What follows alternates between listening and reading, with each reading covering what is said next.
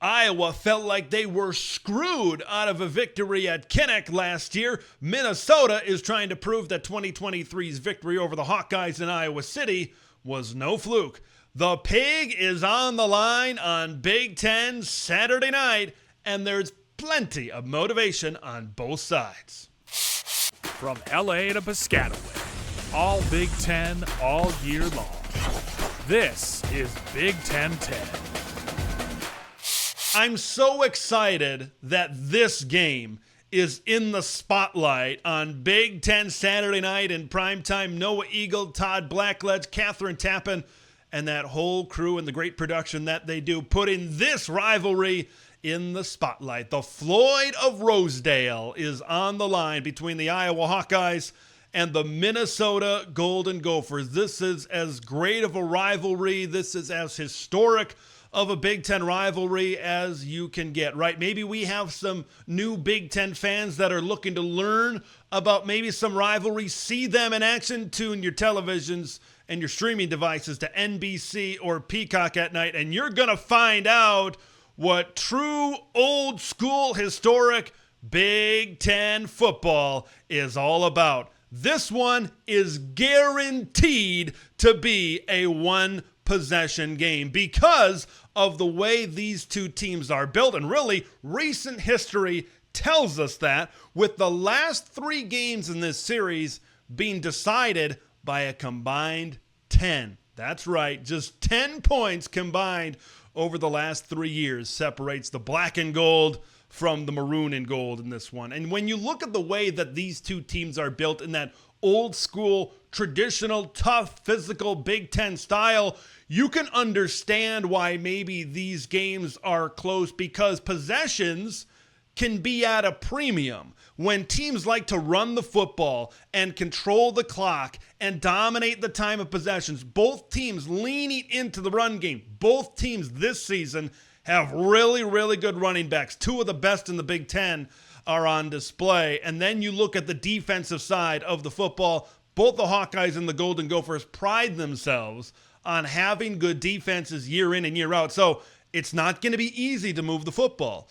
It's not going to be easy to score points in this game. This game may come down to the kickers and the punters. I think special teams is going to play an extremely big role in this game. Now, maybe in years past, the past few years, that might favor the Iowa Hawkeyes because of what they've had in Tory Taylor at punter. Don't have him anymore. Now, Reese Dakin is still pretty good. You might think, hey, maybe this goes to the side of the Minnesota Golden Gophers with the reigning Big Ten kicker of the year in Dragan Kesich. But remember, he missed 2 field goals in the season opener against North Carolina that cost the Golden Gophers the victory. They would be entering undefeated if he would have made at least one of those kicks against the Tar Heels. But here we sit. This one, hold on tight. It is going to be a very close and a very competitive matchup. Now, when we talk about that tough play, when we talk about that physical play, we talk about the trenches. Both teams want to win in the trenches. Whoever wins the battle at the line of scrimmage will always win this game between the Iowa Hawkeyes and the Minnesota Golden Gophers. But don't take my word for it. PJ Fleck and Kirk Ferentz both know exactly what the black and gold of the Hawkeyes are building up front on their offensive line. I think we're a little better up front now than we've been the last couple of years, so maybe we can handle some things, not only ability to block, but also the ability to maybe be in the right spot to block the right guy with the right leverage. And then this is probably one of their best offensive lines we've played. So, again, just this game's always won in the trenches, in my opinion, always. PJ Fleck said it. You got to win the battle in the trenches. Now, they were talking about Iowa's offensive line right there, and let's kind of dive a little bit deeper into that offensive line and specifically that run game here for the Iowa Hawkeyes. Okay, this offensive line a few years ago, they were younger, and maybe it's taken them a few years to really get up to speed, to really gel and be a really good O-line, and they are paving the way for the best running back in college football right now. So much of this game revolves around who the Iowa Hawkeyes are blocking for. So much of this football game really revolves around Kaleb Johnson. All right? 479 yards rushing this season. That leads FBS. 6 touchdowns leads the Big Ten. He's averaging 159 yards per game. That is third in all of FBS. But here's the thing about the Iowa Hawkeyes that maybe they haven't had in years past. Explosive plays. Not only are they churning out big days on the ground, 3 straight 100-yard performances for Kaleb Johnson. That's the first time an Iowa running back has done that since Jordan Canzeri in 2015. But it's the explosive runs. It's the big chunk runs that are really moving the football down the field for the Iowa Hawkeyes. How about 7 runs of 25-plus yards for Kaleb, 2 runs of 50-plus yards as a team? Iowa has 6 30-plus yard runs this season. That is tied for first in the FBS. Yes, everybody, explosive and Iowa belong in the same sentence. Let's talk about defense for the Minnesota Golden Gophers, because this is exactly what Corey Heatherman and the maroon and gold defense needs to focus on. You need to stuff the box. You need to find a way to contain this run game. And I think most importantly, you need to find a way to contain the explosive runs, to contain those 25, 30, 45, 50, those type of big runs, because those runs can really break a defense.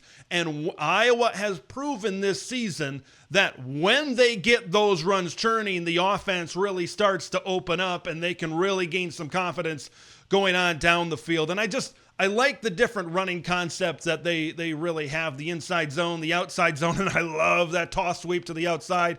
You get some of these big boys pulling out front, and you get a hat on a hat, and it is an absolutely beautiful thing to watch for this Midwest-born and bred Big Ten football lover. So Minnesota needs to find a way to keep that in check. When we talk about these battles at the line of scrimmage, can Minnesota at least create a stalemate in the run game to prevent some of these big runs down the field?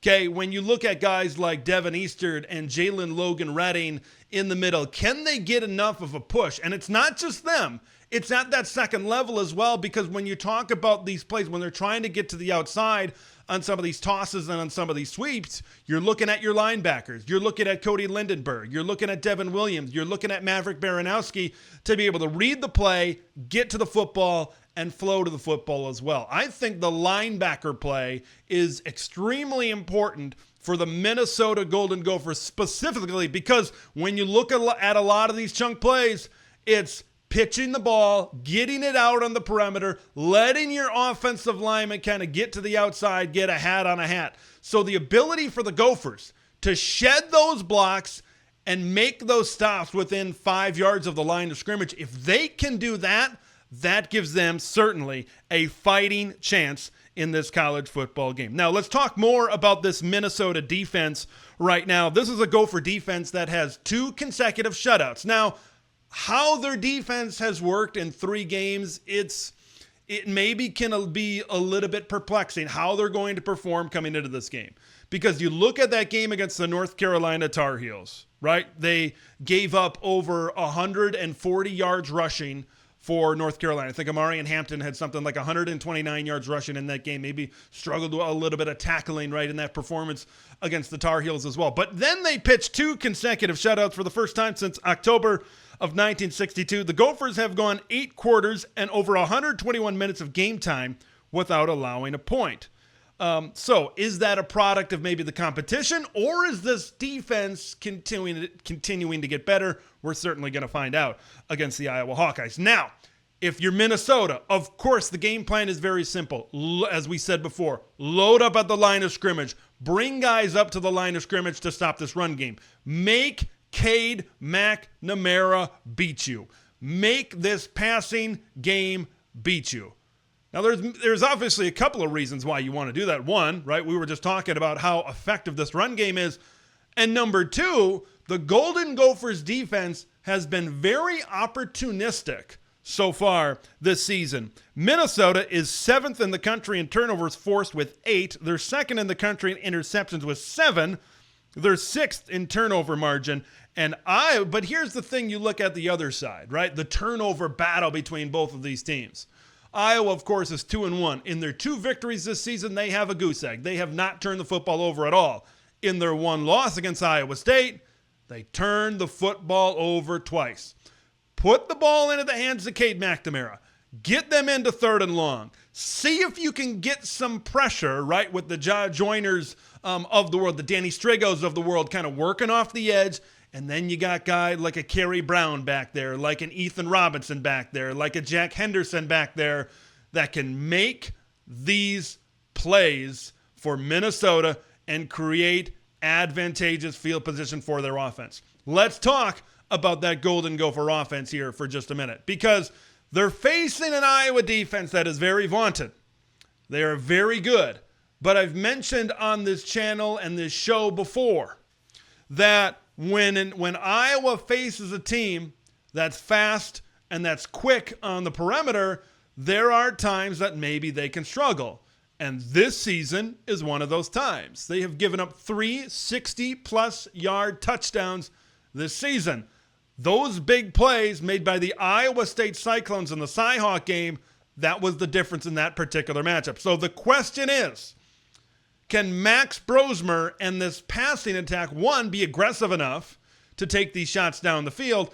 And number 2, do they have weapons to kind of get over the top and to create some of these big plays? Of course, the number 1 wide receiver you're going to look to is Daniel Jackson, right? He was the leading receiver on this team last year. He's going to be the number 1 target this season. Also, look out for Lemeki Brockington using his speed to kind of get over the top as well. Elijah Spencer, a very precise route runner, right? If he can get kind of the soft part in the defense, okay, maybe he can make a catch and maybe make some moves after he catches it and create one of those big plays that we're talking about. I think Max Brosmer is certainly already, I know we're only through 3 games, but you take a look since North Carolina, I think Max is playing with a lot more confidence at the quarterback position right now for Minnesota. He's going to have to make big throws. And, of course, we know that Darius Taylor, of course, is going to have a big-time game in the backfield, one of the best backs in the Big Ten. You saw him with an explosive touchdown run against Nevada last week. But I think we know all of that, and we touched that at the beginning of the preview, how important the run game is, but Minnesota's balance and their ability to create some of those big plays over the top could maybe sway this game to a Golden Gopher victory, or if they're not able to make those plays and Iowa is able to contain some things, that could seal a win for the Iowa Hawkeyes. This is going to be a fun one. It is now prediction time. I've got the Iowa Hawkeyes 20 and the Minnesota Golden Gophers 14. We know that trench battle is going to be so crucial. We know that trench battle is going to be so important in this football game. I think Iowa, specifically their offensive line, they're just playing with a lot of confidence right now. They're playing with a lot of confidence, and that run game is really, really rolling. When I look at Minnesota on the defensive side of the ball, can they slow it down? Maybe. Can they stop it? I don't think they can stop it. Right? And we talked about before how they have to contain those explosive runs. I think Iowa is going to be able to have enough to outscore Minnesota in this football game. You look at Iowa on defense. Look, I think Minnesota has improved these last few games, but once again, they're taking on lesser competition. I was on the sidelines for that game against North Carolina, and Max Brosmer, before that last drive of the game, right, he was kind of struggling, and this past game was kind of struggling to get things going. Of course, having Darius Taylor helps. So they didn't have him against North Carolina. I think this is going to be an extremely competitive game. I want to know what you guys think. Who do you think is taking home the pig? Who is taking home the Floyd of Rosedale? Leave all your score predictions and thoughts in the comments below. I'm Big Ten Ted. We will see you in the next one. Thanks for watching Big Ten Ted, where it's all Big Ten all year long. Make sure to like the video to spread the word of Big Ten Ted to the masses, and subscribe to the channel for updates on Big Ten content that drops every day.